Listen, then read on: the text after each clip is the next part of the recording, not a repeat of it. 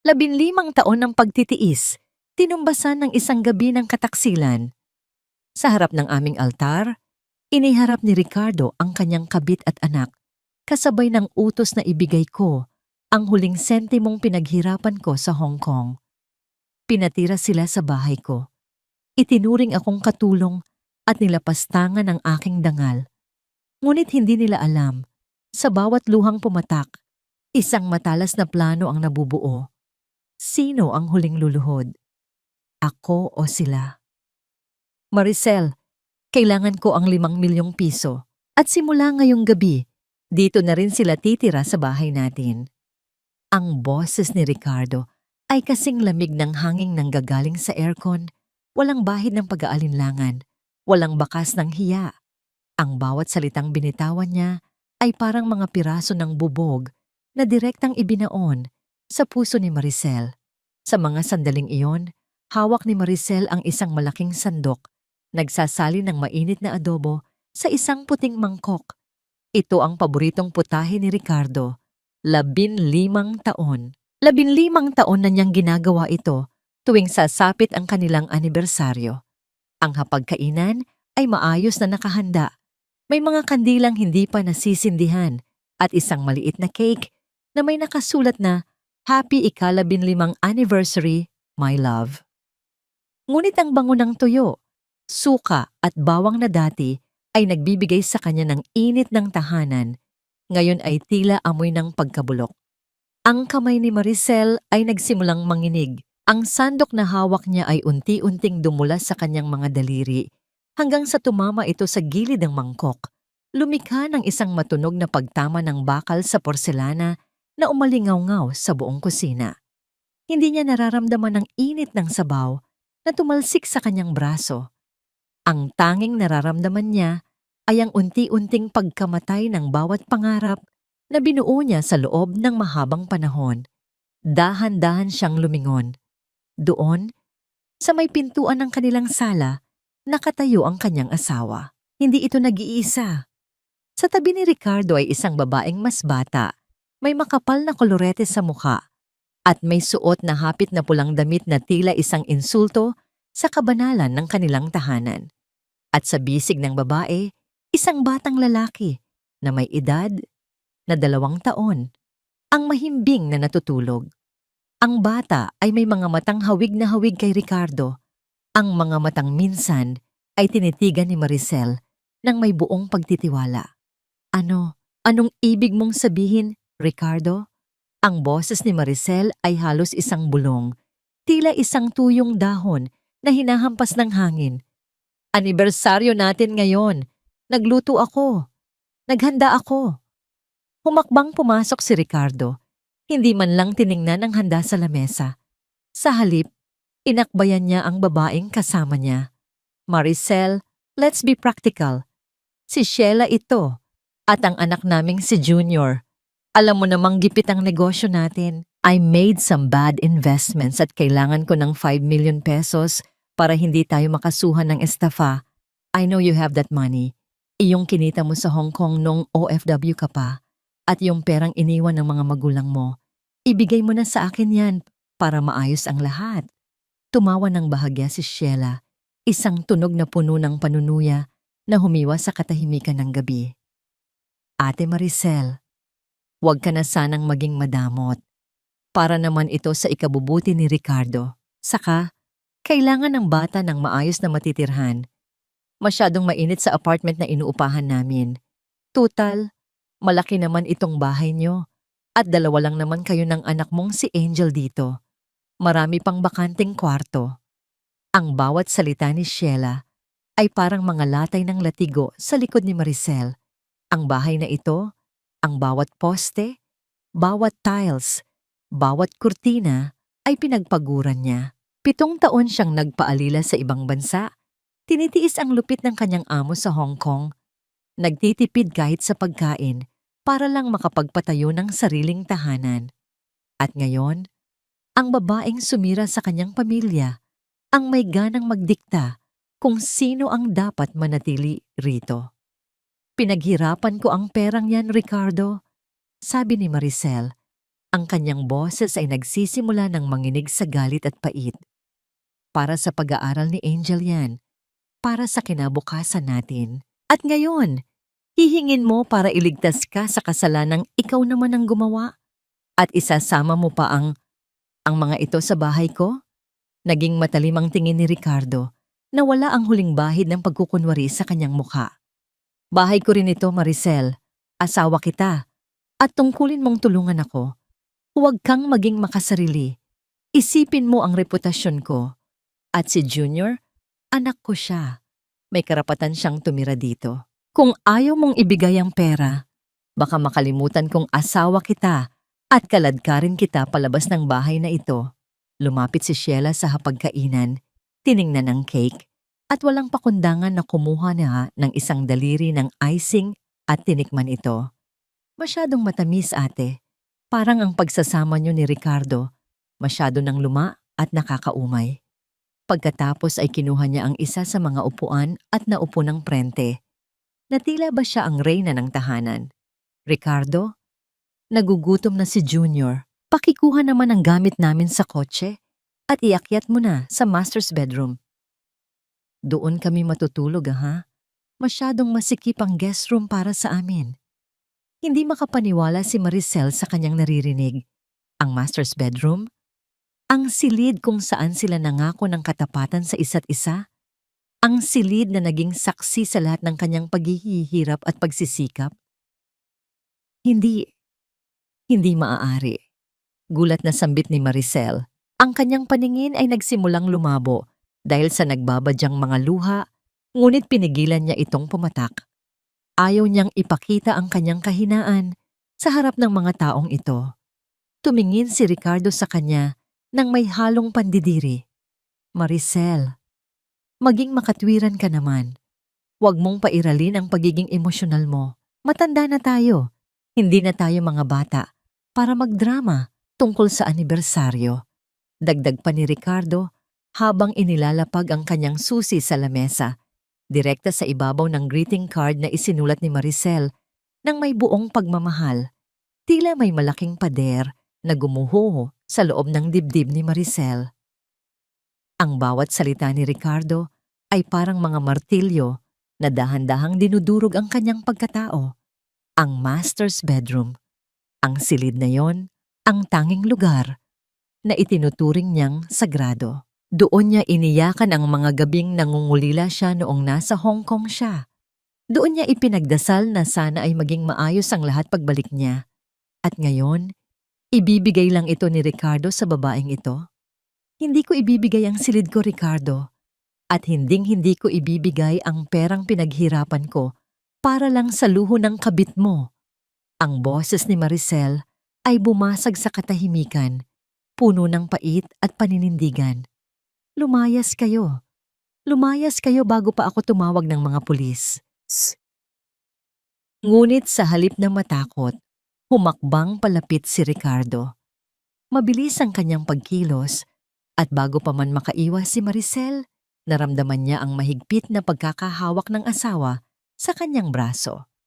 Ang diin ng mga daliri nito ay tila ba gustong bumasag sa kanyang mga buto. Walang tunog ng sampal, ngunit ang sakit na nararamdaman ni Maricel sa kanyang puso ay higit pa sa anumang pisikal na pasakit. Huwag mo akong subukan, Maricel. Banta ni Ricardo. Ang kanyang mukha ay nasa harap na mismo ng mukha ni Maricel. Ang kanyang hininga ay amoy alak at panlilinlang. Bahay ko rin ito. At kung gusto mong manatili dito kasama si Angel, susunod ka sa gusto ko. Ibigay mo ang pera o sa kalsada, kayo pupulutin ng anak mo. Papa? Isang maliit at nanginginig na boses ang narinig mula sa hagdanan. Doon ay nakatayo si Angel, ang kanilang 14 na taong gulang na anak. Hawak nito ang kanyang libro.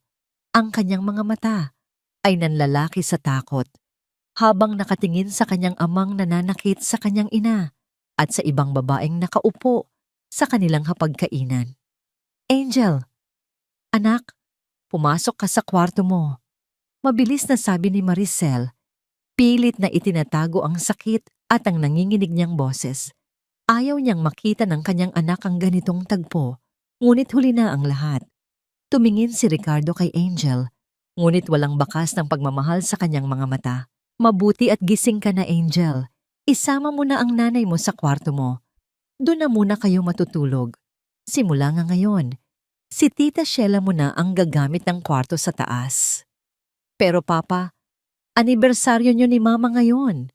Bulong ni Angel, ang mga luha ay nagsisimulang pumatak sa kanyang mga pisngi. Bakit may ibang kasama si Papa? Bakit sinasaktan niyo si Mama? Wala kang pakialam sa usapan ng matatanda. Pumasok ka sa kwarto mo. Sigaw ni Ricardo. Ang lakas ng kanyang boses ay tila yumanig sa mga dingding ng bahay, dahilan para mapatalon sa takot si Angel at mapayakap sa kanyang libro. Tumawa ng mahina si Sheila habang dahan-dahang tumatayo mula sa upuan. Hayaan mo na ang bata, Ricardo. Masyado lang siyang pinalaki ng nanay niya na maging madrama. Halika na. Pagod na si Junior. Gusto ko nang mahiga sa malambot na kama. Walang nagawa si Maricel nang bitawan siya ni Ricardo at kinuha nito ang mga maleta ni Sheila upang iakyat sa itaas. Ang bawat hakbang ni Ricardo sa hagdanan ay parang isang saksak sa likod ni Maricel. Pinanood niya ang kanyang asawa na inaalalayan si Sheila, ang babaeng pumatay sa kanyang kaligayahan, patungo sa silid na binuo niya ng may pangarap. Naiwan si Maricel sa gitna ng kusina, sa harap ng hapagkainang puno ng pagkaing wala ng saysay. Ang lamig ng gabi ay tila pumasok sa kanyang mga buto. Nararamdaman niya ang bawat tibok ng kanyang puso, mabigat, masakit, at tila sumisigaw ng katarungan. Ang kanyang mga mata ay dumapo sa adobo na ngayon ay wala ng init, tulad ng kanyang kasal. Nay! Lumapit si Angel at niyakap ang kanyang ina mula sa likod. Ang init ng katawan ng kanyang anak, ang tanging bagay na nagpapaalala sa kanya na buhay pa siya. Hindi sumigaw si Maricel, hindi siya nagwala. Nanatili siyang nakatayo. Ang kanyang mga kamay ay nakakuyom ng mahigpit sa kanyang laylayan. Sa katahimikan ng bahay, maririnig ang mahinang pag-uusap at tawa ni na Ricardo at Sheila mula sa itaas, isang malupit na paalala ng kanyang pagkatalo sa gabing ito. Ngunit sa gitna ng kanyang pagkawasak, isang malamig na desisyon ang nagsimulang mabuo sa kanyang isipan. Tumingin siya sa kanyang refleksyon sa bintana, isang babaeng basa ng luha, ngunit may matigas na anyo sa kanyang mga mata. Kinuha niyo ang lahat sa akin sa loob ng isang gabi, sa loob-loob ni Maricel, pero hindi niyo alam. Ang bawat sentimong pinaghirapan ko, ang bawat luhang pumatak ngayon. Sisingilin ko kayo ng may interes. Hinding-hindi ko hahayaang maging biktima ang anak ko sa sarili nating tahanan. Tumulo ang isang huling luha sa kanyang pisngi. Bago niya ito pinahid ng mabilis. Sa ilalim ng malupit na liwanag ng kusina, ang dating martir na asawa ay unti-unti nang naglalaho at isang ina na handang pumatay para sa kanyang anak ang nagsisimulang isilang. Paano nga ba lalaban ang isang babaeng wala ng matakbuhan sa sarili niyang tahanan? At hanggang kailan kayang tiisin ni Maricel ang pangaalipusta ni na Ricardo at Sheila bago siya tuluyang sumabog? Ang sikat ng araw na sumisilip sa bintana ng kusina ay tila isang malupit na saksi sa panibagong umaga ng pagdurusa ni Maricel. Hindi siya nakatulog sa maliit na kama ni Angel. Ang bawat minuto ng gabi ay ginugol niya sa pakikinig sa mga yabag sa itaas. Ang mga yabag na dati ay nagbibigay sa kanya ng katiwasayan, ngunit ngayon ay tila mga martilyo na bumubasag sa kanyang bungo. Maagang nagising si Maricel para maghanda ng almusal, hindi dahil sa tungkulin, kundi dahil sa nakasanayang pag-aalaga. Ngunit nang pumasok siya sa kusina, natagpuan niya si Sheila na prenteng nakaupo sa kanyang paboritong silya. Suot ang silk na robe na regalo pa ni Ricardo sa kanya noong nakaraang Pasko. Ate, gising ka na pala, sabi ni Sheila nang hindi man lang tumitingin sa kanya. Busy ang babae sa pagpindot sa kanyang mamahaling cellphone habang humihigop ng kape. Medyo matigas ang pagkakaluto ng itlog kahapon, ha? Gusto ni Ricardo, medyo malasado. Ayusin mo naman ngayon. Humigpit ang hawak ni Maricel sa hawakan ng refrigerator. Ang bawat salita ni Sheila ay parang isang patak ng asido sa kanyang balat. Bahay ko ito, Sheila, hindi mo ako katulong. Tumawa ng malakas si Sheila, isang tunog na puno ng kapal ng mukha na umalingaw-ngaw sa buong bahay. Ate, huwag ka namang masyadong mataas ang pride. Nakikitira ka na lang din naman dito, di ba? Sabi ni Ricardo, wala ka ng pera dahil ipapambayad niya sa utang niya. So basically, servant ka na lang dito para makakain kayo ng anak mo. Eksaktong bumaba si Ricardo mula sa hagdanan, inaayos ang kanyang kurbata. Sa halip na pagsabihan si Sheila, lumapit siya rito at hinalikan ito sa pisngi sa harap mismo ni Maricel. Ang eksenang yon ay tila isang malakas na sampal na yumanig sa buong pagkatao ni Maricel. Ricardo, pagsabihan mo ang babaeng ito. Nanginginig na sabi ni Maricel. Wala siyang karapatang bastusin ako sa harap mo. Tumingin si Ricardo kay Maricel nang may halong inis at pagkabagot. Maricel, ang aga-aga, naghahanap ka ng away. Intindihin mo na lang si Sheila. Nagdadalang tao siya noon, kaya siguro medyo mainit ang ulo ngayon. At saka, totoo naman ang sinabi niya. Kung hindi dahil sa akin, wala kayong matitirhan ni Angel. Pasalamat ka na lang at hinahayaan ko pa kayong manatili dito kahit na alam nating pareho kung gaano kakalamig na asawa. Anong ibig mong sabihin? Tanong ni Maricel. Ang kanyang boses ay puno ng pait. Alam mo ang ibig kong sabihin, malamig na tugon ni Ricardo. Kaya ako naghahanap ng iba dahil hindi mo na ako mabigyan ng anak na lalaki. Matapos mawala ang panganay natin, naging parang tuod ka na. Baog ka na siguro pagkatapos ng pangyayaring yon. Si Sheila, binigyan niya ako ng junior. Binigyan niya ako ng rason para magsumikap. Ang pagbanggit ni Ricardo sa kanilang panganay na anak na pumanaw 10 taon na ang nakalilipas ay parang isang kutsilyong ibinaon sa pinakamalalim na sugat ni Maricel. Ang sakit na yon ay hindi kailanman naghilom at ngayon ay ginagamit pa ito ng kanyang asawa upang bigyang katwiran ang kanyang pagtataksil. Walang imik na tumalikod si Maricel. Naglakad siya patungo sa maliit na bodega sa likod ng bahay kung saan nakatabi ang kanyang mga lumang gamit. Doon, sa ilalim ng mga lumang tela, nahanap niya ang isang maliit na unan. Ito ang unan ng kanyang yumaong anak. Hinaplos niya ang malambot na tela nito, inilapit sa kanyang mukha at pilit na nilanghap ang amoy na matagal na ninyong nawala. Ang bawat himayme ng unan ay tila nagbibigay sa kanya ng lakas na hindi kayang ibigay ng sinumang buhay na tao. Ito ang kanyang golden moment. Isang sandali ng purong pagmamahal sa gitna ng isang bahay na puno ng puot.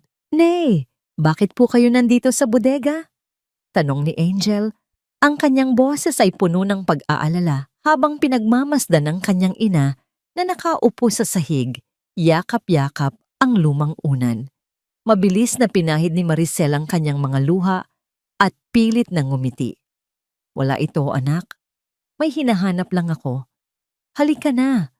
Mag-almusal na tayo para hindi ka mahuli sa klase. Inalalayan ni Maricel si Angel pabalik sa loob ng bahay, ngunit ang bawat hakbang niya ay tila paglakad sa ibabaw ng mga nagbabagang uling. Pagpasok nila sa sala, isang tanawin ang nagpapatigil sa tibok ng puso ni Maricel. Ang dingding kung saan nakasabit ang kanilang malaking portrait noong ikinasal sila, ang retrato kung saan suot niya ang puting bestida at puno ng pag-asa ang kanyang mga mata, ay bakante na. Sa halip nakita niya ang kanilang wedding photo na nakalapag sa sahig, nakasandal sa sofa, habang si Sheila ay abala sa pagsasabit ng isang bagong frame. Ito ay larawan ni Ricardo, Sheila, at ng batang si Junior na masayang nagtatawanan sa isang parke. Tila ba sila ang tunay na pamilyang nagmamay-ari ng bahay na yon? Ang salamin ng wedding photo ni Maricel ay may maliit na lamat. Isang biswal na simbolo ng kanyang nabasag na pagsasama. Anong ginagawa mo sa retrato namin? Ang boses ni Maricel ay gumaralgal sa sobrang galit. Ibalik mo yan sa pwesto niya. Tumingin si Sheila sa kanya nang may mapanguyam ng ngiti. Ang kanyang mga kamay ay nananatili sa pag-aayos ng bagong frame. Masyado nang lumaang picture na yan, ate. At saka, hindi na yan ang realidad ngayon. Mas magandang makita ni Ricardo ang bagong pamilya niya, pagkagising niya, para mas ganahan siyang magtrabaho.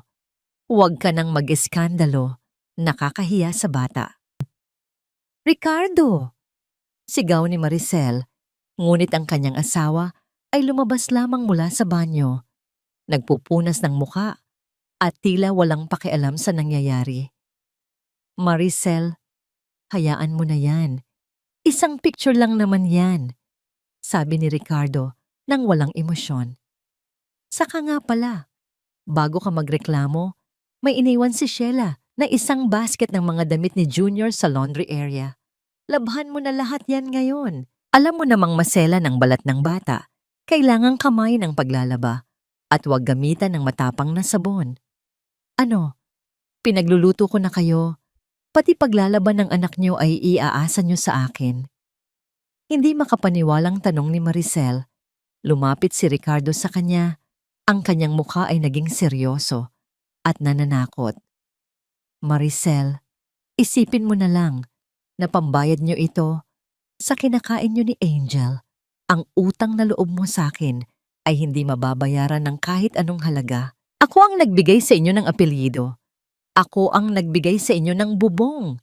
Kung ayaw mong gawin ang pinagagawa ko, malaya kang umalis. Pero tandaan mo, wala kang makukuha kahit isang sentimo sa akin. Naramdaman ni Maricel ang paghigpit ng hawak ni Angel sa kanyang laylayan. Nakita niya ang takot sa mga mata ng kanyang anak. Ang katahimikan ni Maricel ay hindi tanda ng pagsuko, kundi ng isang matinding pagtitimpi na malapit nang sumabog. Habang naglalakad si Sheila patungo sa kusina, nakita ni Maricel na mahigpit na hawak nito ang kanyang mamahaling leather bag. May isang puting sobrang sumisilip mula sa loob nito at mabilis itong itinago ni Sheila nang mapansin niyang nakatingin si Maricel. Isang lihim na tila ayaw ipaalam ni Sheila kahit kay Ricardo. Tumayo si Sheila sa harap ni Maricel. Ang kanyang mukha ay puno ng pagmamayabang. Ate, pakibilisan ng paglalaba. May lakad kami ni Ricardo mamaya at kailangan ni Junior ng malinis na damit.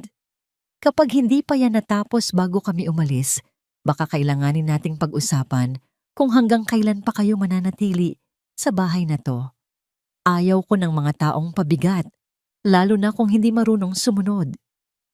Iniwan ni Sheila si Maricel na nakatayo sa gitna ng sala, nakatingin sa kanyang basag na retrato sa sahig. Ang bawat salita ni Sheila ay tila isang sumpa na nagpapatigas sa puso ni Maricel. Hindi na siya iiyak. Ngayon, ang bawat piraso ng basag na salamin sa kanyang harapan ay magsisilbing paalala na ang kailangan niyang gawin ay hindi lamang magtiis, kundi ang bumuo ng isang plano na dudurog sa lahat ng kumuha ng kanyang dangal. Hanggang kailan kayang lunukin ni Maricel ang kanyang pride para sa kaligtasan ni Angel? At ano ang itinatago ni Sheila sa loob ng kanyang bag na maaaring magpabago sa kapalaran ng lahat? Ang bawat kuskos ng kamay ni Maricel sa mga baro ng batang si Junior ay tila ba pagpapakinis sa mga sugat ng kanyang sariling puso. Naroon siya sa labahan, sa likod ng bahay kung saan ang init ng araw ay direktang tumatama sa kanyang batok. Ang sabon ay nanunuot sa kanyang mga kuko, nagpapaputi at nagpapatuyo sa balat na dati ay inaalagaan ni Ricardo ng may pagmamahal. Ang bawat pagpiga niya sa tela ay naglalabas ng mga bula na mabilis ding naglalaho, tulad ng mga pangako ng kanyang asawa. Habang isinasabit ang huling batch ng labada, napansin ni Maricel na bahagyang nakabukas ang bintana ng silid sa itaas. Doon, Narinig niya ang mahinang pag-uusap. Ang boses ni Ricardo ay puno ng pagmamadali, habang ang boses ni Sheila ay malambing na tila naglalambing na ahas. "Huwag kang mag-alala, mahal," sabi ni Ricardo. "Kapag napirmahan na ni Maricel ang dokumento, ibebenta natin ang patahian. Malaki ang halaga ng lupang kinatitirikan yon. Sapat na yon para mabayaran ang utang ko at makapagsimula tayo ng bago sa Maynila." "Sigurado ka bang pipirma ang martir mong asawa?" tanong ni Sheila na may halong tawa. "Baka mamaya ay mag-eskandalo na naman yan. Kilala ko si Maricel. Isang mabulaklak na salita ko lang at kaunting lambing. Susunod na yan. Akala niya kasi ay mahal ko pa siya. Hindi niya alam. Ang tanging mahalaga sa akin ay ang pera at ang anak natin." Nabitawan ni Maricel ang plastik na planggana. Ang tunay na balak ni Ricardo ay hindi lamang kunin ang kanyang pera, kundi pati ang patahian, ang tanging pamanang iniwan ng kanyang mga magulang, ang lugar kung saan siya nagsimulang mangarap bago pa siya naging alipin ng pag-ibig. Ang bawat hibla ng kanyang pagkatao ay tila unti-unting nalalagas sa narinig. Dahan-dahang naglakad si Maricel patungo sa lumang patahian sa dulo ng kanilang bakuran. Binuksan niya ang pinto na matagal nang hindi nagagalaw. Ang alikabok ay sumasayaw sa liwanag na nanggagaling sa mga siwang ng bubong. Lumapit siya sa kanyang lumang Singer sewing machine. Hinaplos niya ang malamig na bakal nito. Naalala niya ang kanyang ina, ang tunog ng makina tuwing madaling araw, at ang pangarap na balang araw ay siya ang magiging pinakamahusay na modista sa kanilang bayan. Ito ang kanyang golden moment. Isang sandali ng purong koneksyon sa kanyang nakaraan. Isang patak ng luha ang bumagsak sa metal plate ng makina, mabilis na nahalo sa alikabok. "Hindi ko hahayaang makuha nila ito," bulong niya sa sarili. "Ito na lang ang natitira sa akin." Nang hapong iyon, pumasok si Ricardo sa loob ng bahay na may dalang pasalubong na kakanin. Lumapit siya kay Maricel na kasalukuyang nagpupunas ng lamesa. Sa isang bihirang pagkakataon, naramdaman ni Maricel ang kamay ni Ricardo sa kanyang balikat. Isang haplos na dati ay nagpapakilig sa kanya ngunit ngayon ay nagdudulot ng matinding pagkasuklam. "Maricel, mahal," malambing na tawag ni Ricardo. "Alam kong naging mahirap ang mga nakaraang araw. Gusto ko lang bumawi. Pasensya na sa mga nasabi ko kanina. Masyado lang akong stressed sa utang." Napilitan si Maricel na ngumiti, isang peking ng ngiti na hindi umaabot sa kanyang mga mata. "Ayos lang, Ricardo. Naiintindihan ko. Alam mo, may naisip akong paraan para matapos na ang gulo." Patuloy ni Ricardo habang hinahawakan ang kamay ni Maricel. "Bakit hindi natin pansamantalang ilipat ang pangalan ng patahian sa isang kaibigan ko para hindi ito mahabol ng mga pinagkakautangan ko? Proteksyon lang ito para sa inyo ni Angel." Halos mabulunan si Maricel sa kapal ng mukha ng kanyang asawa. Alam niyang ito na ang bitag. Ngunit tumangulang siya ng dahan-dahan. "Pag-iisipan ko, Ricardo. Medyo masama lang ang pakiramdam ko ngayon. Gusto ko munang magpahinga." Nang gabing iyon, nagkunwaring tulog si Maricel sa tabi ni Angel sa maliit nilang kwarto. Narinig niya ang pagpasok ni Ricardo sa kanilang silid. Hindi para tingnan sila, kundi para kalkalin ang mga cabinet. Maririnig ang kalansing ng mga susi at ang mahinang pagbukas ng mga drawer. Hinahanap ni Ricardo ang titulo ng lupa. Maricel na natiling nakapikit. Ang kanyang puso ay tumitibok ng mabilis. Halos marinig niya ang sariling dugo na dumadaloy sa kanyang mga ugat. Nang sa wakas ay lumabas si Ricardo. Dahan-dahang bumangon si Maricel. Sumilip siya sa bintana at doon ay may napansin siyang kakaiba. Isang lalaki ang nakatayo sa ilalim ng puno ng mangga sa labas ng kanilang bakuran, nakatingin sa kanilang bahay. Sino ang taong ito? Isa ba ito sa mga pinagkakautangan ni Ricardo? O may ibang lihim pa na hindi niya alam? Sa ilalim ng liwanag ng buwan, lumabas si Maricel at naglakad patungo sa sala. Nakita niya ang bag ni Sheila na nakaiwan sa sofa. Mabilis ang kanyang pagkilos, binuksan niya ang zipper nito at hinalughog ang nilalaman. Doon, sa ilalim ng mga kolorete at pabango, nahanap niya ang puting sobre. Ang kanyang mga kamay ay nanginginig habang binabasa ang laman nito. Hindi lamang ito isang simpleng dokumento. Ito ay isang deed of absolute sale para sa kanilang bahay at patahian. Ngunit ang masikinagulat niya ay ang pangalan ng nakasulat na mamimili. Hindi ito kaibigan ni Ricardo. Ang nakasulat na bagong may-ari ay si Sheila Marie Santos. Napahawak si Maricel sa kanyang dibdib, pilit na kumukuha ng hangin. Bago pa man siya makapirma, inihanda na nila ang lahat. Pinaplano na nilang gawin siyang palaboy sa sarili niyang lupa. Hindi niyo ako matatalo. Ang matapang na panunumpa ni Maricel sa dilim ng gabi. Dahil ang alikabok na inaakala ninyong basura ay siyang magbubulag sa inyong dalawa. Hanggang kailan kayang magpanggap ni Maricel bago malaman ni na Ricardo na alam na niya ang kanilang balak? At sino ang misteryosong lalaki na nagbabantay sa labas ng kanilang tahanan? Ang piraso ng papel na hawak ni Maricel ay tila naging isang nagniningas na uling na pumapaso sa kanyang mga palad. Ang deed of absolute sale na nakapangalan kay Sheila ay ang huling pako sa krus na binuo ni Ricardo para sa kanya. Sa bawat letra ng dokumentong yon, nakikita niya ang bawat patak ng pawis niya sa Hong Kong na tila ba dumilang na gustong ipagpag ng kanyang asawa. Kinabukasan, maagang kumilos si Maricel. Siniguro niyang abala sina Ricardo at Sheila sa pag-aasikaso kay Junior bago siya lumabas ng bahay. Iniwan niya si Angel kay Aling Tessie, ang kanyang kapitbahay na matagal na niyang pinagkakatiwalaan. Tessie, pakiingatan muna ang anak ko. Huwag mo siyang hahayaang bumalik sa bahay hanggat wala ako. Pakiusap ni Maricel. Ang kanyang mga mata ay nagmamakaawa. Tumango si Aling Tessie habang hinahawakan ang kamay ni Maricel. Huwag kang mag-alala, Mare. Alam ko ang nangyayari. Mag-ingat ka sa pupuntahan mo. Naglakad si Maricel patungo sa isang lumang gusali sa bayan kung saan matatagpuan ang maliit na opisina ni Attorney Paulo. Si Paulo ay isang kaibigan noong kabataan niya. Isang lalaking kilala sa pagiging matapat at matalas ang isip. Isang lawin sa gitna ng mga buwaya sa korte. Ang tunog ng pagbukas ng lumang pinto ay tila isang hudyat ng kanyang pagsuko sa tadhana. Sa loob, bumungad sa kanya ang amoy ng mga lumang libro at papel. Nakaupo si Attorney Paulo sa likod ng kanyang mesa. Seryoso ang mukha habang binabasa ang mga kaso. Nang makita niya si Maricel, agad itong tumayo. Maricel, anong kailangan mo? Bakit parang pasan mo ang daigdig? Bungad ni Paulo, ang kanyang boses ay puno ng pag-aalala.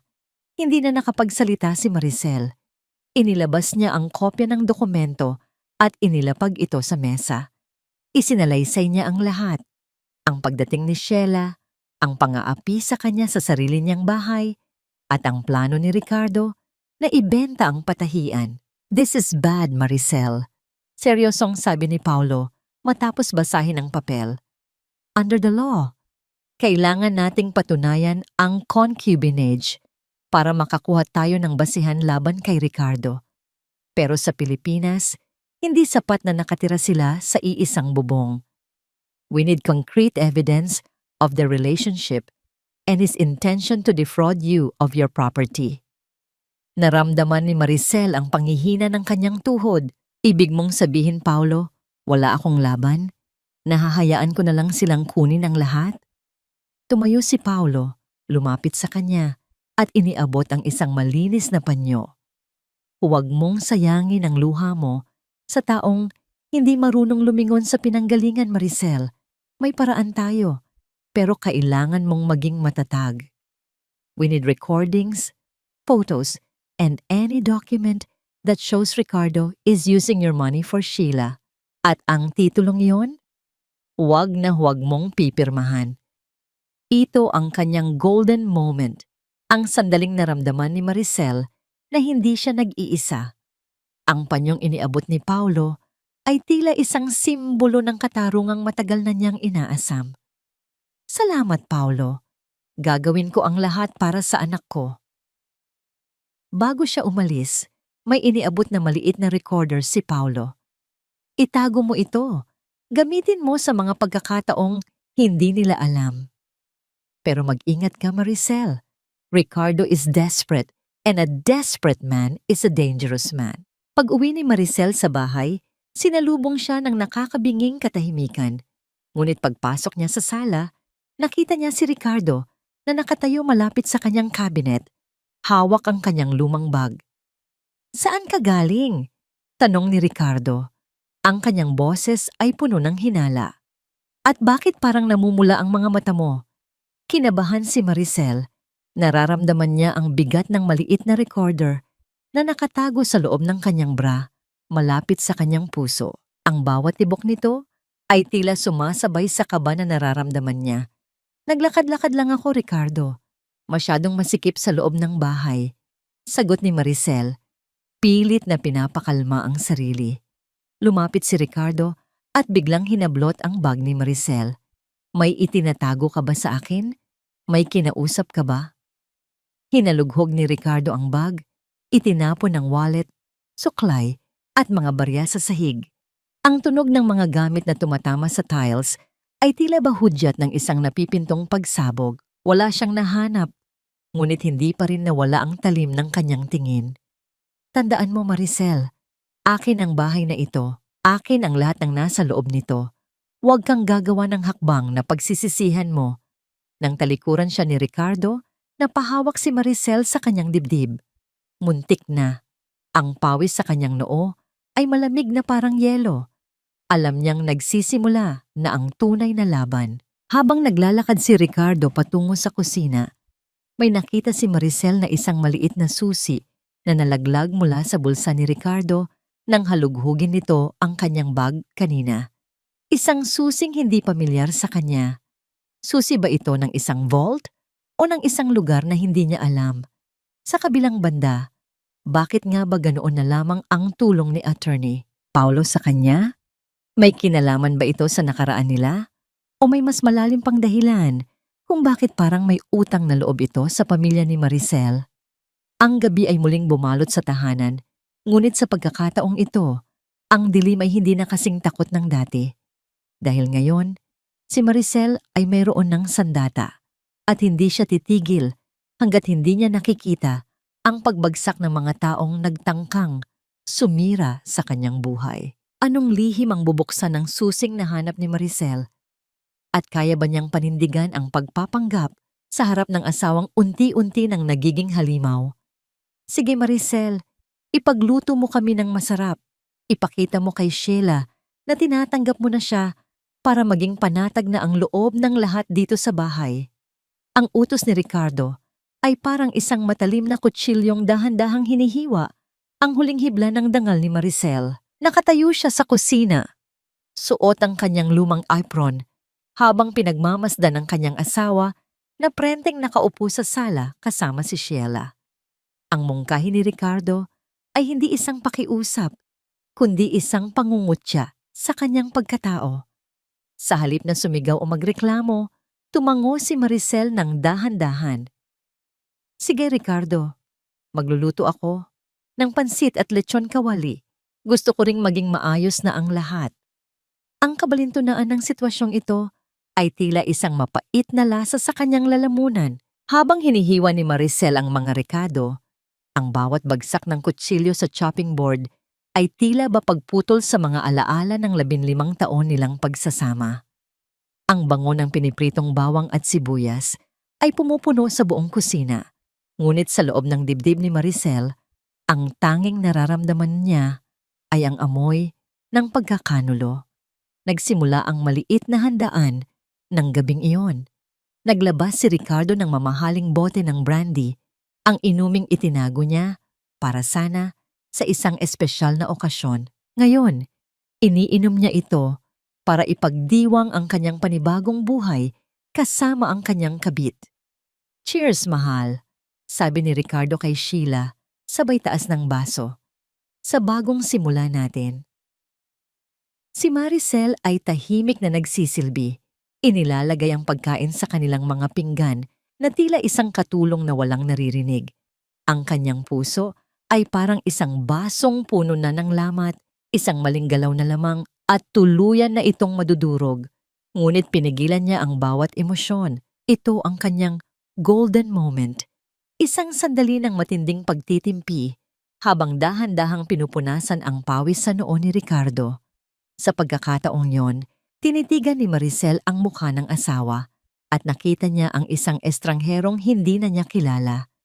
Nang medyo lasing na si Ricardo at ang kanyang mga mata ay nagsisimula ng pumungay, inilabas ni Maricel ang isang folder mula sa ilalim ng lamesa. "Ricardo, mahal." Malamig na tawag ni Maricel. Ang kanyang boses ay parang musika na puno ng panlilinlang. "Naalala mo ba ang sinabi mo tungkol sa proteksyon ng ari-arian? May dinalang papel ang abogado ng kumpanya niyo kanina.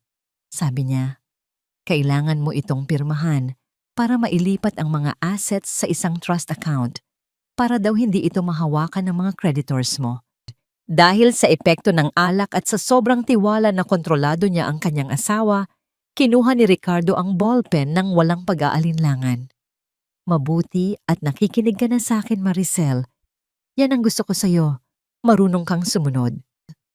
Hindi alam ni Ricardo na ang pinirmahan niya ay hindi trust account, kundi isang dokumentong nagpapatunay na ang lahat ng pondong ginamit sa negosyo ay galing sa personal na ipon ni Maricel mula sa Hong Kong, at anumang kita niyon ay pagmamay-ari niya bilang separate property. Napatayo si Sheila, ang kanyang muka ay namumula sa galit at selos. "Bakit kailangang pirmahan yan ngayon? Ricardo, baka niloloko ka lang ng babaeng yan. Huwag kang makialam, Sheila." Yung sigaw ni Ricardo, ang kanyang boses ay gumaralgal dahil sa kalasingan. "Asawa ko si Maricel. Alam niya ang ginagawa niya. Gusto ko lang maging ligtas ang pera natin." Hablot ni Sheila ang baso ng alak at ibinuhos ito sa lamesa, dahilan upang mabasa ang ilang dokumento. "Ligtas? O baka gusto mo lang siyang balikan? Nakita ko kung paano kanya tingnan kanina. Ricardo, ako ang kasama mo ngayon. Ako ang ina ng anak mo." Ang sigawan ni na Ricardo at Sheila ay umalingaw-ngaw sa buong bahay, dahilan upang bumaba si Angel mula sa kanyang silid. "Papa, tama na po. Ma, anong nangyayari?" "Pumasok ka sa kwarto mo, Angel." Ang bulyaw ni Ricardo sa kanyang anak. Ngunit dahil sa takot para sa kanyang ina, lumapit si Angel at humarang sa gitna. "Huwag niyo pong sigawan si Mama. Wala siyang ginagawang masama." Ang matapang na sagot ni Angel habang umiiyak. Dahil sa galit at sa impluwensya ng alak, naitulak ni Ricardo si Angel ng malakas. Ang pagbagsak ng bata sa sahig ay lumikha ng isang mabigat na tunog na tila bumasag sa huling pasensya ni Maricel. "Lumayas ka!" sigaw ni Ricardo kay Angel. "Kung kakampi ka sa nanay mong walang kwenta, umalis ka sa bahay na ito. Ngayon din." "Ricardo, huwag!" Gabi na at umuulan sa labas. Pagmamakaawa ni Maricel, pilit na itinatayo ang kanyang anak. Ngunit kinaladkad ni Ricardo si Angel patungo sa pinto. Ang bawat hakbang nila ay parang isang hatol ng kamatayan para kay Maricel.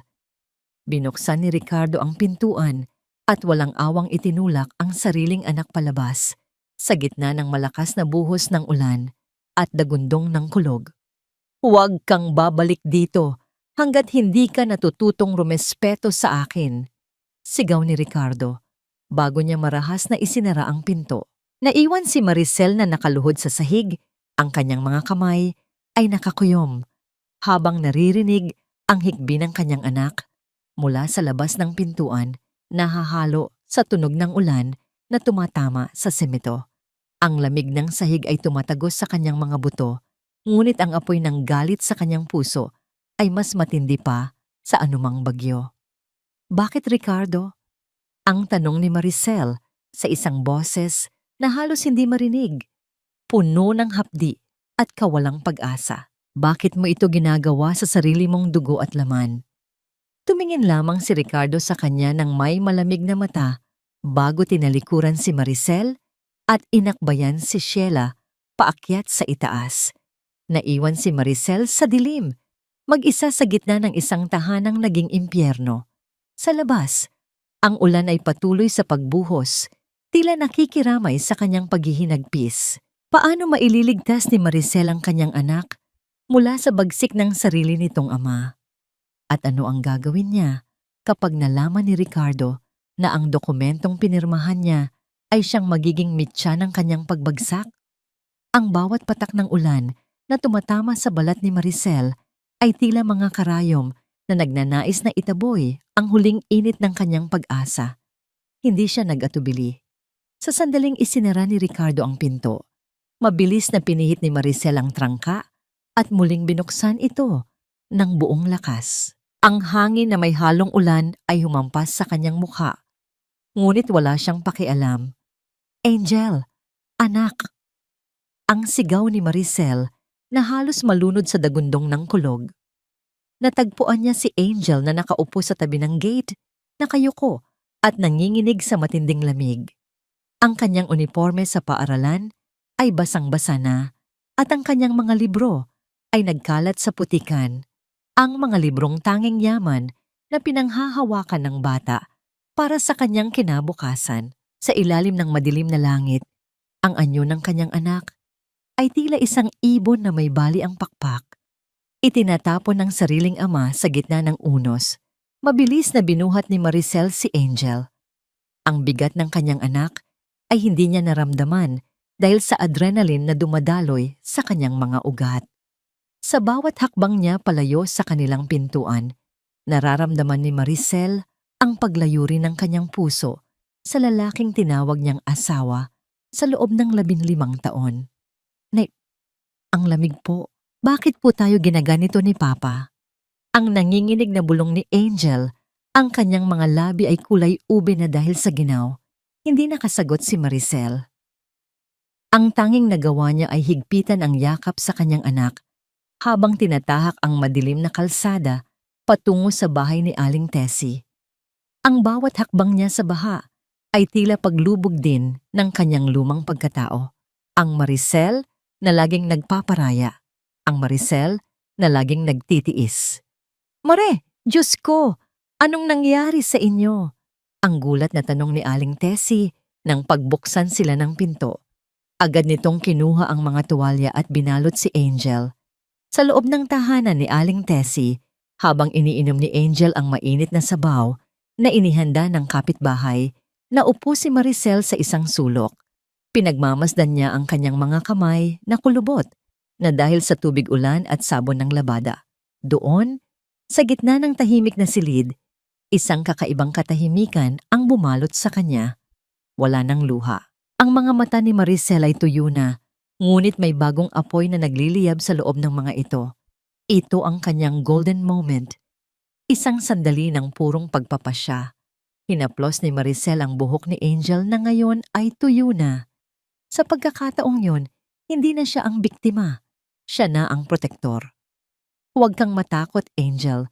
Hinding-hindi ka na muling giginawin. Simula ngayon, wala nang sasaktan sa atin."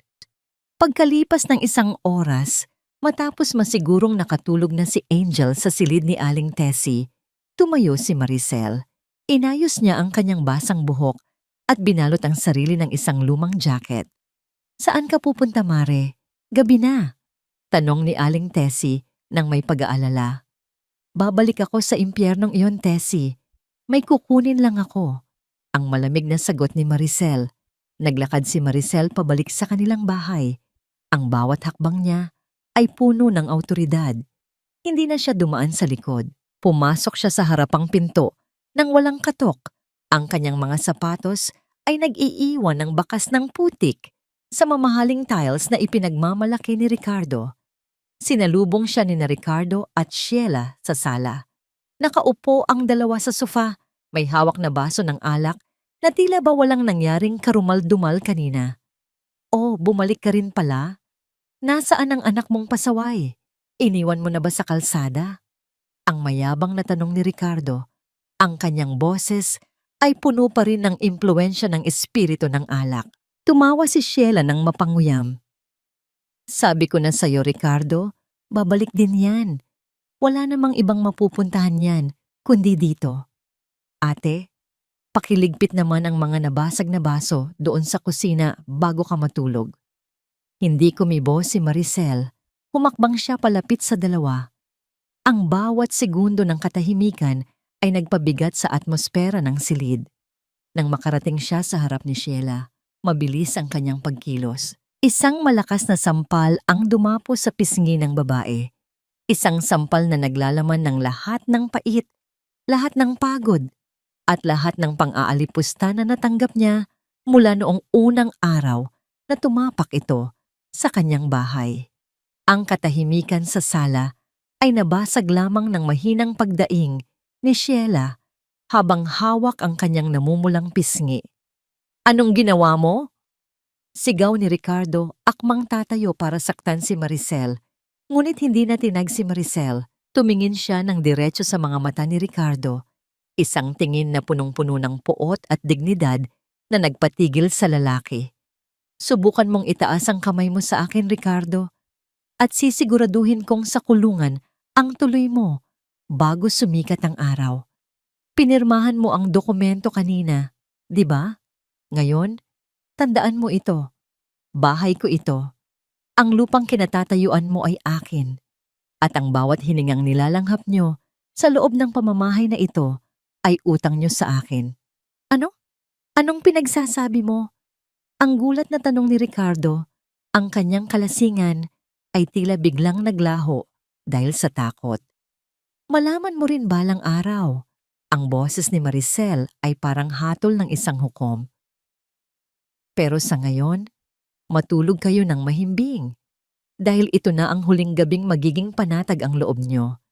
Tinalikuran ni Maricel ang dalawa at naglakad patungo sa kusina. Kinuha niya ang recorder na ibinigay ni Paulo at sinuri ito. Nakarecord doon ang bawat sigaw ni Ricardo, ang bawat pagtaboy nito kay Angel, at ang pag-amin nito sa kanyang mga black.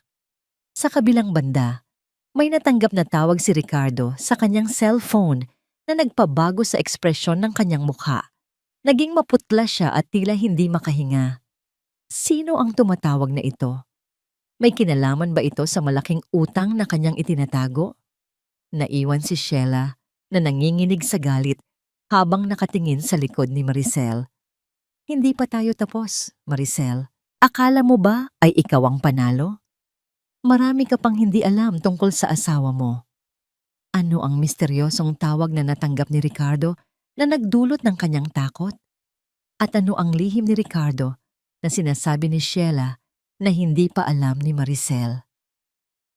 Ang umaga sa tahanan ni Maricel ay binalot ng isang mabigat na katahimikan, ngunit hindi ito ang katahimikan ng kapayapaan. Ito ay ang katahimikan bago ang isang malakas na pagsabog.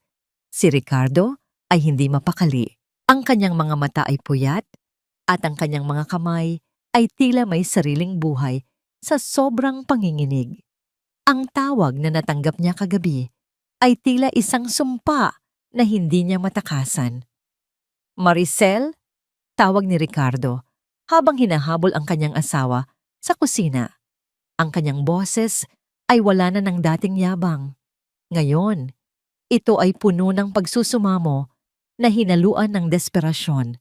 "Kailangan ko na talaga ang pera. Ngayon na ang deadline. Kung hindi ko maibibigay ang 5 milyon, kukunin nila ang lahat sa akin. Pati ang buhay ko, Maricel, itataya nila." Tumigil si Maricel sa kanyang ginagawa. Dahan-dahan siyang humarap. Ang kanyang muka ay tila isang kalmadong dagat na nagtatago ng malalaking alon sa ilalim. "Ricardo, alam mo namang hindi ganoon kadaling ilabas ang perang yon. Pero may nakausap ako. Isang kaibigan sa Hong Kong na may malaking investment firm dito sa bansa. Sabi niya, kung ilalagay natin ang pera sa isang short-term scheme, pwedeng madoble iyon sa loob ng 3 araw. Sapat na yon para mabayaran mo ang utang mo at may matira pa sa atin." Kumislap ang mga mata ni Ricardo sa pag-asa. Ang kasakiman niya ang siyang pinakamalaking kahinaan na alam ni Maricel na gagamitin niya. "Talaga? Sigurado ba yan? Gawin natin, Maricel. Ibigay mo na ang pera sa kanya. Hindi alam ni Ricardo na ang investment firm na tinutukoy ni Maricel ay ang dummy company na binuo ni Attorney Paulo para bitayin siya sa sarili niyang mga dokumento. Ito ang unang hakbang ng patibong na dahan-dahang nagsasara sa kanyang leeg. Habang abala si Ricardo sa pag-aayos ng mga papeles, napansin ni Maricel si Sheila. Ang babae ay palihim na kumukuha ng ilang libong piso mula sa pitaka ni Ricardo na nakaiwan sa ibabaw ng cabinet. Pagkatapos, ay mabilis itong lumabas ng bahay. Sinundan siya ni Maricel ng tingin mula sa bintana. Sa kanto ng kanilang kalye, sa ilalim ng isang madilim na puno, nakita ni Maricel si Sheila na may kinakausap na isang lalaki.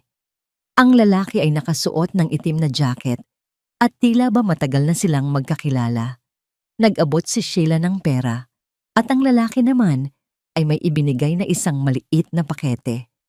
Isang lihim na pakikipagtagpo na tiyak na hindi alam ni Ricardo. Nang sumapit ang gabi, sinimulan ni Maricel ang kanyang sariling operasyon. Sa tulong ni Aling Tessie at ilang mga dating trabahador, sa patahian na tapat pa rin sa kanya, unti-unti nilang inilipat ang mga mamahaling makina mula sa kasyong may patungo sa isang ligtas na bodega. Ang tunog ng mabibigat na bakal na dahan-dahang kinakaladkad sa sahig ay tila ba musika sa pandinig ni Maricel. Ang bawat pag-ikot ng mga gulong ng kariton ay sumisimbolo sa kanyang unti-unting pagbawi ng kanyang kabuhayan. Walang imik ang mga lalaki. Tanging ang tunog ng kanilang mabibigat na paghinga at ang pagkiskis ng sapatos sa semento ang maririnig sa katahimikan ng gabi. Ito ang kanyang golden moment. Nakatayo si Maricel sa gitna ng kanyang bakuran. Pinagmamasdan ang huling silay ng araw na nagkukubli sa mga puno. Sa sandaling iyon, naramdaman niya ang isang uri ng kalayaang matagal nang nawala. Hindi na siya ang babaeng nakakulong sa anino ng kanyang asawa. Siya na ang arkitekto ng kanyang sariling tadhana. Ang bawat sentimo ng kanyang pinaghirapan ay dahan-dahan nang bumabalik sa kanyang mga kamay.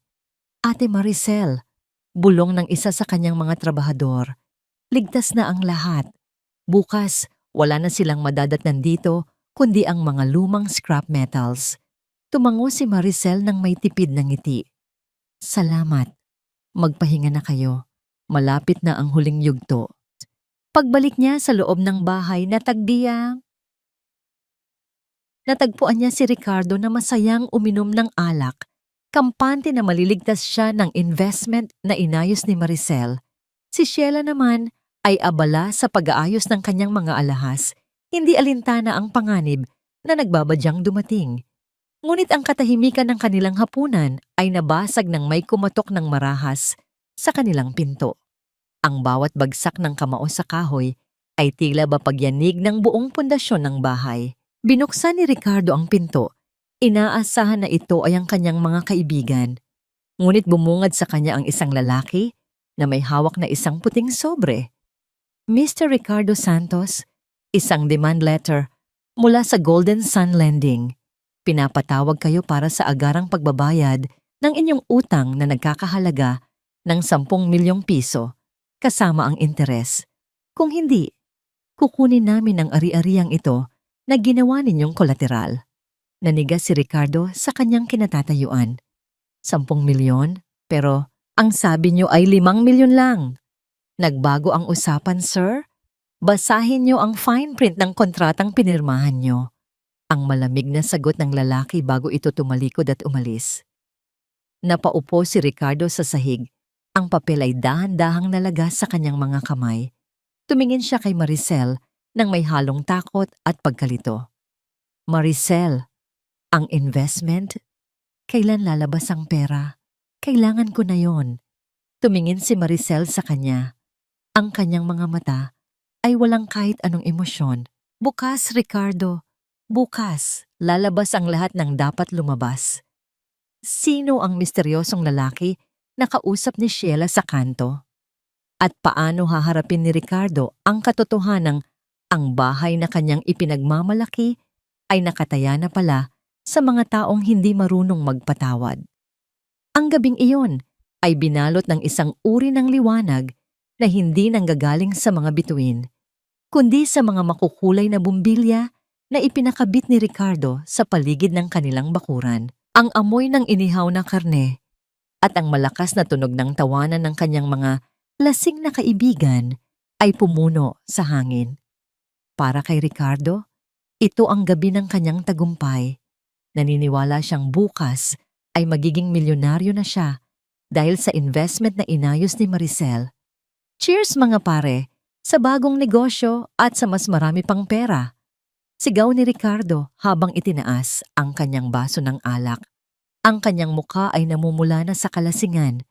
Ang kanyang mga mata ay naniningkit sa sobrang katuwaan. Sa tabi niya, si Sheila ay nakasuot ng isang mamahaling itim na gown. Punong-puno ng alahas ang kanyang leeg at braso. Ngumingiti siya ng matamis sa bawat bisita. Umaakto na, tila siya ang tunay na donya ng tahanan. Ang bawat kislap ng kanyang mga brilyante ay tila ba pangungutya sa bawat taon ng pagtitipid na ginawa ni Maricel. Samantala, si Maricel ay abala sa pagsisilbi ng mga inumin. Tahimik siyang naglalakad sa gitna ng karamihan. Ang kanyang mukha ay walang mababakas na emosyon. Ang bawat tawa ni Ricardo ay parang isang kuko na kumakalmot sa kanyang alaala. Ngunit hindi siya natitinag. Alam niya na ang bawat segundo ng kanilang katuwaan ay isa ring hakbang patungo sa kanilang pagkawasak. Huminto si Maricel sa harap ni Ricardo. Hawak niya ang isang tray ng alak. Tumingin si Ricardo sa kanya. Ang kanyang mga mata ay puno ng pagmamayabang. Oh Maricel, bakit hindi ka uminom? Ipagdiwang natin ang pagiging masunurin mong asawa. Isang manipis ng ngiti ang sumilay sa mga labi ni Maricel. Dahan-dahan niyang inilapag ang tray sa lamesa. Inabot niya ang baso ni Ricardo.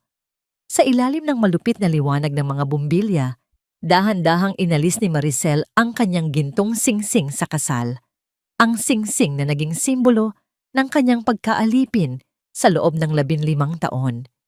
Ito ang kanyang golden moment. Sa harap ng mga nagtatawa ng bisita, binitiwan ni Maricel ang singsing sa loob ng baso ni Ricardo. Ang dahan-dahang paglubog ng metal sa maitim na likido ay lumikha ng maliliit na bula, bago ito tuluyang nanahimik sa ilalim. Tapos na tayo, Ricardo. Ang mahinang bulong ni Maricel na sapat na para marinig ng kanyang asawa. Inumin mo ang huling alaala ng katapatan ko. Dahil pagkatapos nito, wala ka nang babalikan. Ano? Anong drama ito, Maricel? Ang inis na tanong ni Ricardo. Akmang kukunin ang singsing nang biglang may marahas na pagkatok na nanggaling sa kanilang gate. Ang mga bisita ay natahimik.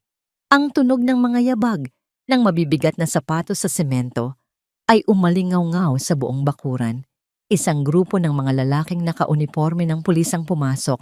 Pinangungunahan ni Attorney Paulo na may hawak na mga legal na dokumento. Ricardo Santos, kayo ay inaaresto sa kasong estafa at concubinage, ang malamig na pahayag ng opisyal ng pulisya. Mayroon din kaming warrant para sa pag-freeze ng lahat ng inyong ari-arian dahil sa mga illegal na transaksyong kinasangkutan nyo. Ang baso sa kamay ni Ricardo ay dahan-dahang nadulas at bumagsak sa sahig. Ang tunog ng pagkakabasag ng kristal ay tila ba hudyat ng pagtatapos ng kanyang tore ng kasinungalingan. Ang alak at ang singsing ay kumalat sa tiles, kumikinang sa ilalim ng ilaw. Ano? Maricel, anong ibig sabihin nito? Paolo, anong kalokohan ito? Ang sigaw ni Ricardo habang pilit na kumakawala sa mga pulis na humahawak sa kanyang braso. Lumapit si Attorney Paulo, ang kanyang mukha ay seryoso at walang bahid ng awa. Ang investment na akala mo ay magliligtas sa iyo, Ricardo, ay ang mismong ebidensya na ginamit mo ang pera ng asawa mo nang walang pahintulot. At ang lahat ng dokumentong pinirmahan mo, iyon ang nagpatunay na si Maricel ang nagmamay-ari ng bahay na ito at ng patahian. Naging maputla si Ricardo. Tumingin siya sa paligid, hinahanap ang suporta ni Sheila. Sheila! Sheila, tulungan mo ako. Tumawag ka ng abogado. Ngunit ang sala ay nanatiling tahimik. Ang upuan kung saan nakaupo si Sheila kanina ay bakante na. Ang mga tao ay nagsimulang magbulungan. Sa gitna ng kaguluhan, walang nakapansin sa pag-alis ng babae. Nasaan si Sheila? Ang hiyaw ni Ricardo. Ang kanyang boses ay puno na ng desperasyon. Mabilis na tumakbo si Maricel patungo sa kwarto sa itaas. Pagbukas niya ng pinto, bumungad sa kanya ang isang bukas na vault at mga nakakalat na damit. Wala na ang mga alahas ni Maricel na itinago ni Sheila. Wala na rin ang malaking halaga ng cash na itinabi ni Ricardo sa loob ng cabinet. At sa gitna ng malaking kama, ang batang si Junior ay umiiyak ng malakas, mag-isa at nanginginig sa takot. Iniwan ni Sheila ang kanyang sariling anak. Tumakas siya dala ang lahat ng kayamanang ninakaw nila kay Maricel. Dinala ng mga pulis si Ricardo palabas ng gate, nakaposas at hiyang-hiya sa harap ng kanyang mga kapitbahay. Ang bawat hakbang niya ay sinusundan ng mapanghusgang tingin ni Aling Tessie at ng iba pang mga tao sa bayan. Naiwan si Maricel sa gitna ng kanyang bakuran. Ang mga ilaw ng party ay unti-unti nang pinapatay ng mga pulis, tila ba naghuhudyat ng katapusan ng isang madilim na kabanata. Huminga siya ng malalim. Ang bawat hininga ay tila nagtatanggal ng bigat na 15 taon niyang dinala. Ngunit ang iyak ni Junior mula sa itaas ay muling bumasag sa kanyang katahimikan. Isang iyak na puno ng kawalang malay sa gitna ng isang digmaang hindi niya ginusto. Nasaan na nga ba si Sheila? Kaya ba ni Maricel natalikuran ang anak ng babaeng sumira sa kanyang buhay? O mangingibabaw ang puso ng isang ina sa kabila ng lahat ng sakit? Ang amoy ng luma at mamasa-masang semento sa loob ng presinto ay tila sumasakal sa huling hibla ng dignidad ni Ricardo. Nakaupo siya sa likod ng rehas, ang kanyang mamahaling polo ay gusot-gusot na. At ang kanyang mukha ay puno ng balbas na tila ba tumubo sa loob lamang ng isang gabi. Ang bawat yabag ng sapatos ng mga pulis sa pasilyo ay nagdudulot sa kanya ng matinding kaba. Nang bumukas ang pinto ng bisitahan, pumasok si Maricel. Suot niya ang isang simpleng puting blusa, ang kanyang mukha ay kalmado, at ang kanyang tindig ay puno ng awtoridad na hindi kailanman nakita ni Ricardo noon. Sa likod niya ay si Attorney Paulo, bit-bit ang isang itim na folder. Maricel, salamat at dumating ka. Ang pagsusumamo ni Ricardo habang pilit na inaabot ang mga kamay ni Maricel sa pagitan ng mga rehas. Tulungan mo ako, mahal. Nagkamali ako, alam ko. Nadala lang ako ng tukso ni Sheila, pero ikaw ang asawa ko. 'Di ba? May utang na loob ka sa akin. Ang pamilya natin. Isipin mo si Angel. Tumingin si Maricel sa mga kamay ni Ricardo. Ang mga kamay na dati ay nagbibigay sa kanya ng init. Ngunit nitong huli ay naging instrumento ng pananakit. Dahan-dahan niyang inilayo ang kanyang sarili. Ang utang na loob na sinasabi mo, Ricardo, ay matagal ko nang nabayaran ng 15 taon kong pagsisilbi sa'yo nang walang reklamo. Ang boses ni Maricel ay parang isang malamig na hangin. At huwag mong gamitin ang pangalan ni Angel para iligtas ang sarili mo. Ikaw ang nagtaboy sa kanya sa gitna ng ulan. Naalala mo ba? Inilapag ni Attorney Paulo ang folder sa lamesa. Ricardo, meron kaming kailangang ipakita sa iyo. Ito ang resulta ng DNA test na palihim naming isinagawa kay Junior gamit ang mga gamit na naiwan niya sa bahay. Nangunot ang noo ni Ricardo. DNA test? Para saan? Anak ko si Junior. Kamukha ko siya. Binuksan ni Paulo ang folder at iniharap ang isang pirasong papel. Ayon sa resulta, mayroong 0% probability na ikaw ang biological father ng bata. Ang batang inuuna mo pa, kaysa sa sarili mong anak, ang batang ginawa mong dahilan para saktan si Maricel, ay hindi mo dugo at laman. Ang katahimikan sa loob ng silid ay tila naging isang mabigat na kumot. Maririnig lamang ang malalim at mabilis na paghinga ni Ricardo habang binabasa ang mga numero sa papel. Ang kanyang mga mata ay nanlaki. Ang kanyang buong katawan ay nagsimulang manginig. Ang bawat salita sa dokumento ay parang mga kidlat na tumatama sa kanyang bungo. Hindi, hindi maari. Niloloko niyo ako. Ang hiyaw ni Ricardo. Ang kanyang boses ay naging paos sa sobrang pait. Minahal ko si Sheila. Ibinigay ko ang lahat sa kanya. Ibinigay mo ang lahat sa babaeng ang tunay na kinakasama ay ang lalaking kausap niya sa kanto gabi-gabi. Dagdag ni Maricel, ang lalaking iyon, Ricardo, ang tunay na ama ni Junior. Ginamit ka lang nila para magkaroon ng marangyang buhay at para pambayad sa kanilang mga bisyo. Ito ang kanyang golden moment. Pinanood ni Maricel ang unti-unting pagguho ng mundo ni Ricardo. Ang lalaking dati ay nagmamayabang at nang aalipusta sa kanya, ay ngayon ay isa na lamang basang sisiw na umiiyak sa sahig ng selda. Ang tunog ng kanyang paghagulgol ay umalingaw-ngaw sa malamig na pader. Isang tunog ng pagsisisi na huli na ang lahat.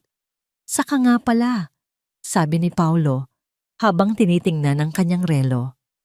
Nahuli na si Sheila sa airport kaninang madaling araw. Sinubukan niyang tumakas patungong Hong Kong, dala ang mga alahas ni Maricel. Mahaharap siya sa kasong qualified theft at child abandonment. Napaangat ng tingin si Ricardo.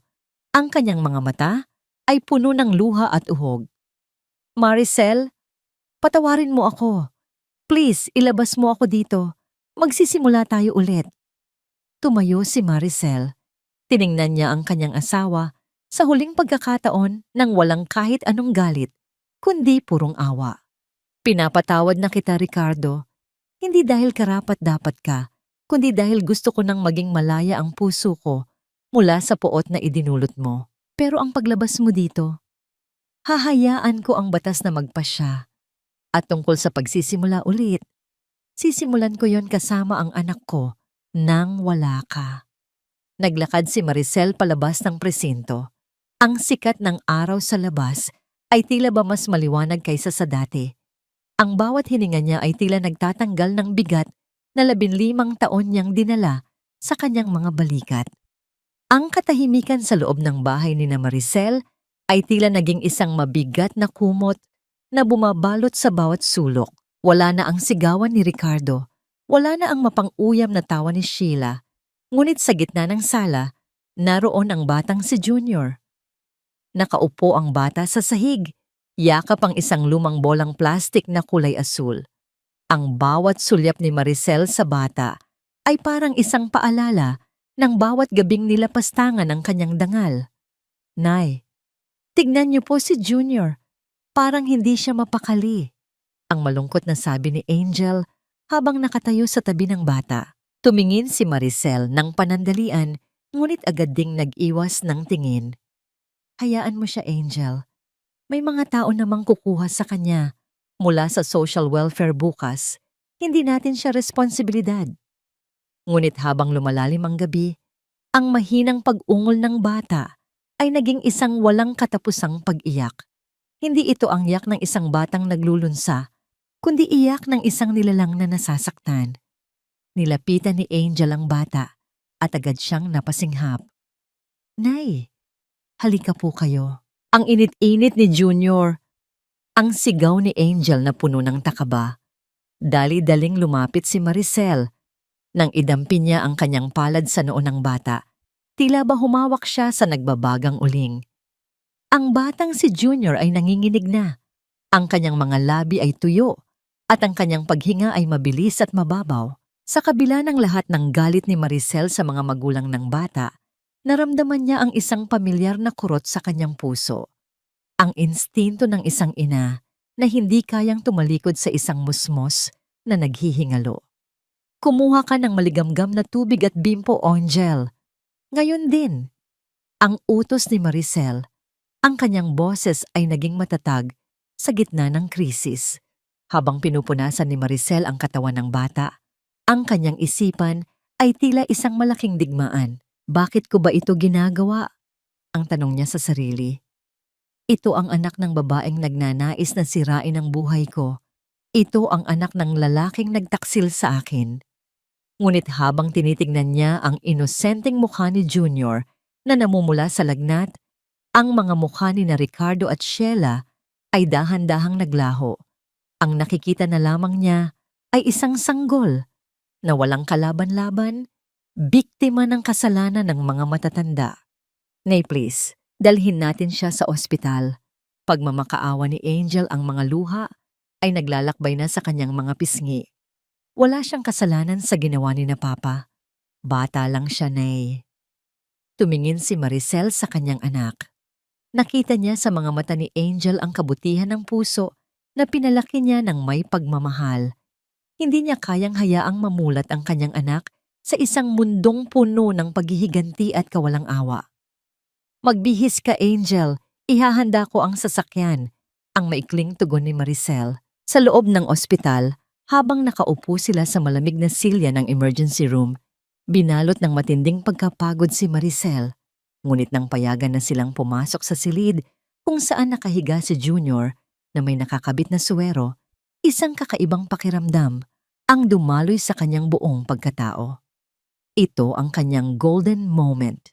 Nakaupo si Maricel sa tabi ng kama ni Junior. Ang bata ay mahimbing nang natutulog dahil sa gamot. Dahan-dahang iniangat ng bata ang kanyang maliit na kamay at mahigpit na humawak sa hintuturo ni Maricel. Ang init ng balat ng bata at ang mahigpit na kapit nito ay tila isang tahimik na pagsusumamo para sa proteksyon at pagmamahal. Sa sandaling iyon, ang lahat ng pait at puot sa puso ni Maricel ay tila dahan-dahang natutunaw. Napapalitan ng isang uri ng pagpapatawad na hindi para sa mga nagkasala, kundi para sa kanyang sariling kapayapaan. Patawad, maliit na bata. Ang bulong ni Maricel habang hinahaplos ang buhok ni Junior.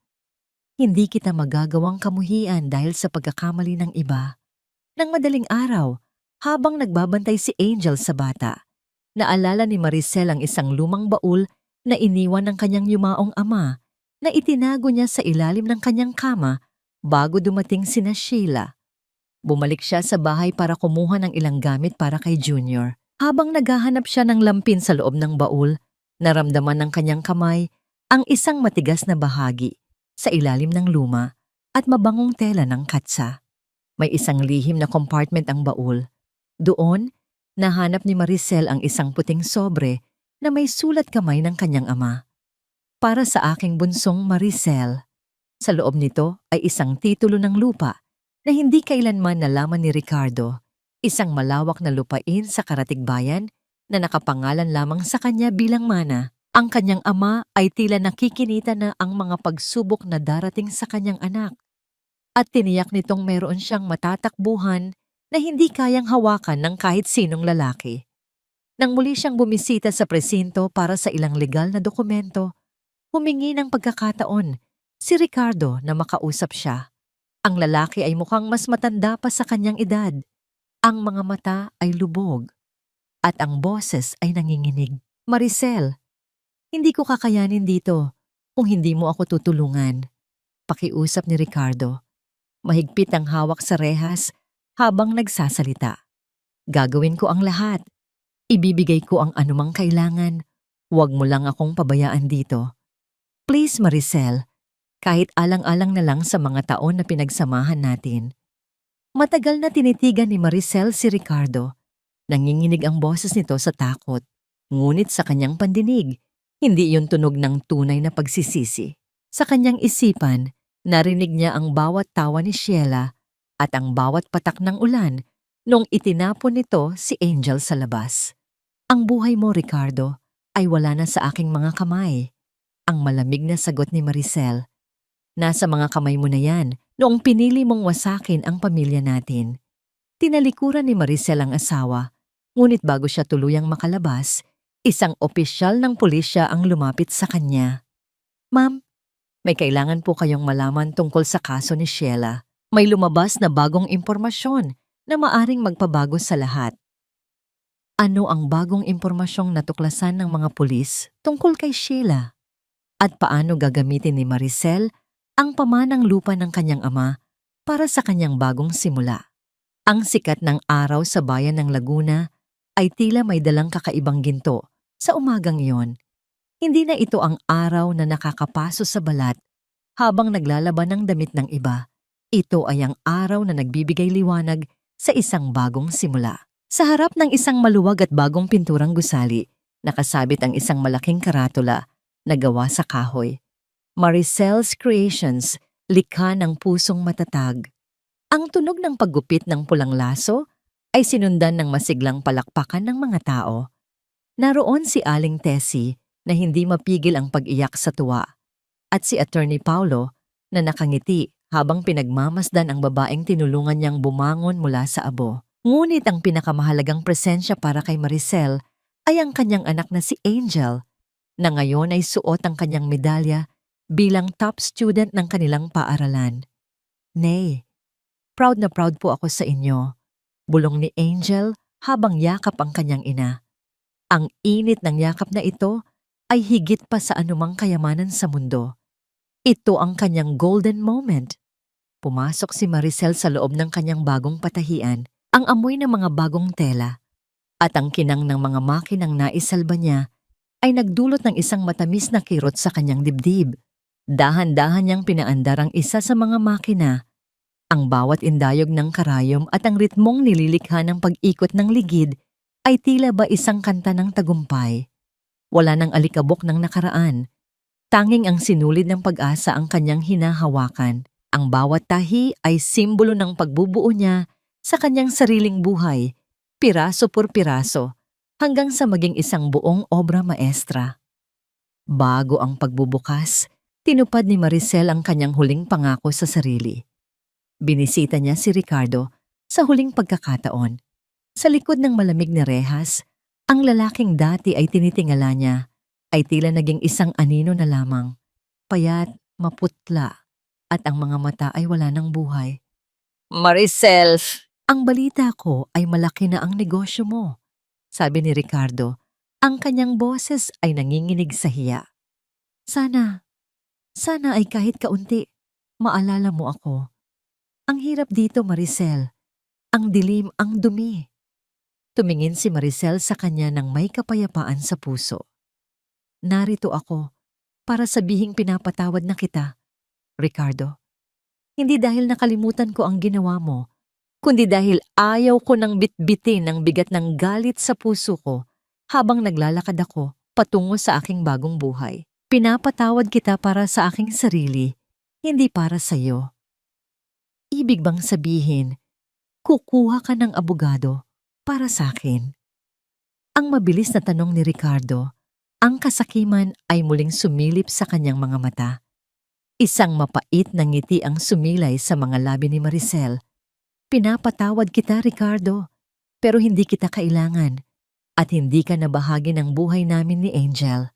Ang katarungan ay gumagalaw na at hahayaan ko itong matapos ang kanyang trabaho. Paalam na. Tinalikuran ni Maricel ang rehas, hindi pinapansin ang mga pagsusumamo ni Ricardo na umalingaw-ngaw sa pasilyo. Sa kanyang paglabas, hinarap niya si Attorney Paulo na naghihintay sa kanya. Nalaman na namin ang tungkol sa bagong impormasyon kay Sheila, Maricel, sabi ni Paulo habang naglalakad sila. Hindi lang pala siya basta kabit. May dati na siyang mga kaso ng panloloko sa ibang lalaki gamit ang iba't ibang pangalan. Si Junior ay bahagi ng kanyang modus para makakuha ng sustento. Sa pagkakataong ito, wala na siyang kawala. At tungkol sa bata, huminto si Maricel. Alam ko na ang gagawin ko kay Junior, Paulo. Ang bata ay walang kasalanan. Habang hinahanap pa ang kanyang tunay na ama na sinasabi ni Sheila, mananatili muna siya sa pangangalaga ko sa tulong ng DSWD. Hindi ko siya kayang itapon gaya ng ginawa ng kanyang ina. Nang makabalik si Maricel sa kanyang patahian, sinalubong siya ng isang hindi kilalang lalaki. May hawak itong isang itim na package na may nakasulat na pangalan niya. Ang lalaki ay mabilis ding umalis matapos iabot ang package. Nang buksan ni Maricel ang balot, naramdaman niya ang paghinto ng tibok ng kanyang puso. Sa loob niyon ay ang mga lumang larawan nila ni Ricardo na kinuha ni Sheila noong gabi ng anibersaryo. Ngunit ang mukha ni Ricardo ay ginupit ng maingat sa bawat retrato. May kasama itong maikling nota na nakasulat sa isang lukot na papel. Anong nakasulat sa nota na nagpabago sa ekspresyon ni Maricel? At sino ang misteryosong nagpadala ng package na ito sa araw mismo ng kanyang tagumpay? Dahan-dahang binuklat ni Maricel ang lukot na papel na kasama ng mga ginupit na retrato. Ang bawat letra ay tila nanginginig. Bakas ang kawalan ng pag-asa ng taong sumulat niyon. Galing ito kay Sheila, ipinadala mula sa loob ng kulungan sa pamamagitan ng isang kakilala. Ate Maricel, simula ng sulat. Panalo ka na. Sa bawat gabi na nakaupo ako dito sa malamig na sahig, nakikita ko ang mukha ni Junior. Patawad. Hindi ko kayang maging ina sa kanya dahil tuwing tinitingnan ko siya, naaalala ko ang lahat ng kasamaang ginawa ko para lang mabuhay sa karangyaan. Huwag mo siyang hayaang maging katulad ko. Ikaw lang ang tanging pag-asa niya. Sa'yo na siya, dahil alam kong sa ilalim ng iyong kalinga, hindi siya lalaking puno ng puot, gaya ng kanyang mga magulang. Nabitawan ni Maricel ang papel. Ang bawat salita ni Sheila ay tila isang pag-amin ng pagkatalo, isang pagsuko ng isang pusong tuluyan ng nilamon ng sariling kadiliman. Tumingin si Maricel sa mga ginupit na larawan. Doon, nakita niya ang sarili niyang mukha. Nakangiti, inosente, at puno ng pangarap. Ngayon, ang mukhang iyon ay napalitan na ng isang anyo na may lalim, giting, at karunungan. Naglakad si Maricel patungo sa opisina ng DSWD kasama si Attorney Paulo. Ang bawat hakbang niya sa pasilyo ay puno ng paninindigan. Nang pirmahan niya ang mga dokumento para sa legal guardianship ni Junior, naramdaman niya ang huling piraso ng kanyang sugatang puso na dahan-dahang naghihilom. Hindi niya ito ginagawa para kay Ricardo o kay Sheila. Ginagawa niya ito para sa bata at para sa sarili niyang katahimikan. Sigurado ka na ba dito, Maricel? Tanong ni Paulo habang nililigpit ang mga papeles. Ito ay isang malaking responsibilidad. Ngumiti si Maricel, isang ngiti na kasing liwanag ng bukang liwayway. Ang pag-ibig, Paulo, ay hindi lamang para sa mga taong karapat-dapat. Minsan, ito ay para sa mga taong pinakanangangailangan nito. Si Junior ay isang blankong papel. Gusto kong isulat sa buhay niya ang mga salitang katapatan at pag-asa. Ito ang kanyang golden moment. Pag-uwi niya sa bahay, natagpuan niya si Angel na kalaro si Junior sa sala. Ang sikat ng araw ay tumatama sa kanilang mga ngiti. Lumilikha ng isang larawan ng tunay na pamilya na hindi nabuo sa kasinungalingan, kundi sa pagtanggap. Lumapit si Maricel sa malaking salamin sa kanilang sala. Tiningnan niya ang kanyang refleksyon. Hindi na niya nakita ang isang biktima ng pagtataksil. Nakita niya ang isang arkitekto ng kanyang sariling buhay, isang babaeng bumangon mula sa abo ng pagkakanulo upang maging isang obra maestra ng katatagan. Nang gabing iyon, nagdaos sila ng isang simpleng hapunan. Naroon si Aling Tessie na nagluto ng kanyang espesyal na kakanin at si Attorney Paulo na nagdala ng prutas. Ang tunog ng mga kubyertos na tumatama sa plato at ang malakas na tawanan ni Junior habang sinusubuan ni Angel ay pumuno sa bawat sulok ng tahanan. Ang amoy ng masarap na pagkain ay hindi na amoy ng pait, kundi amoy ng bagong simula. "Nay, ang saya po natin ngayon," sabi ni Angel habang hawak ang kamay ng kanyang ina. "Salamat po dahil hindi kayo sumuko." Hinalikan ni Maricel ang noo ng kanyang anak. "Salamat din sa iyo, Angel, dahil sa iyo nahanap ko ang lakas na akala ko ay wala ako." Tumayo si Maricel at naglakad patungo sa bintana. Nakatingin siya sa madilim na langit na ngayon ay punong-puno na ng bituin. Ang hangin ng gabi ay dahan-dahang humahaplos sa kanyang mukha. Tila isang mahinang bulong ng pasasalamat mula sa tadhana. Malayo na ang narating niya mula sa gabing iyon ng anibersaryo kung kailan gumuho ang kanyang mundo. Sa wakas, natututunan ni Maricel na ang pinakamatamis na paghihiganti ay hindi ang makitang nagdurusa ang kaaway, kundi ang mabuhay ng maligaya, malaya, at puno ng pag-ibig sa kabila ng lahat. Ang sugat ng kahapon ay naging pilat na lamang na nagpapaalala sa kanya na siya ay isang survivor, isang ina, isang babaeng nagtagumpay. Sa ilalim ng liwanag ng buwan, ang tahanan ni Maricel ay nanatiling maliwanag, isang parola ng pag-asa sa gitna ng anumang unos na darating. Dahil ngayon, alam na niya, hanggat may pagmamahal at dignidad, walang anumang kataksilan ang makakagiba sa isang pusong marunong lumaban at marunong magpatawad. Lumipas ang mga taon. Ang patahian ni Maricel ay naging isa sa pinakamalaki sa kanilang lalawigan, kilala hindi lamang sa ganda ng mga disenyo, kundi sa kabutihan ng may-ari nito. Si Angel ay nakapagtapos ng kolehiyo ng may karangalan, habang si Junior ay lumalaking isang mabait at matalinong bata. Tinatawag si Maricel na ina ng may buong pagmamahal. Nakalimutan na ba ni Maricel ang sakit? Hindi. Pinili niyang patawarin si Ricardo upang palayain ang kanyang sarili, ngunit nanatili ang alaala bilang isang aral na nagpatatag sa kanya. Ang tunay na pagpapatawad ay hindi ang paglimot, kundi ang pagpili na huwag nang masaktan sa nakaraan. Nahanap ba nila ang kapayapaan? Oo. Ang kanilang kapayapaan ay nanggaling sa katotohanang hindi na sila nakadepende sa kahit kanino. Ang kanilang tahanan ay naging lugar ng kalinga para sa mga nangangailangan. Isang patunay na ang kabutihan ay laging nananaig. Anong aral ang iniwan sa atin? Ang kwento ni Maricel ay nagtuturo sa atin na ang pag-ibig na walang respeto ay isang kulungan at ang pagmamahal sa sarili ay ang tanging susi sa tunay na kalayaan. Ang bawat babae ay may kakayahang bumangon, lumaban, at muling lumikha ng isang buhay na mas maganda kaysa sa nakaraan. Dahil sa dulo ng bawat luha, laging may naghihintay na bagong umaga kung tayo ay may tapang na harapin ang liwanag.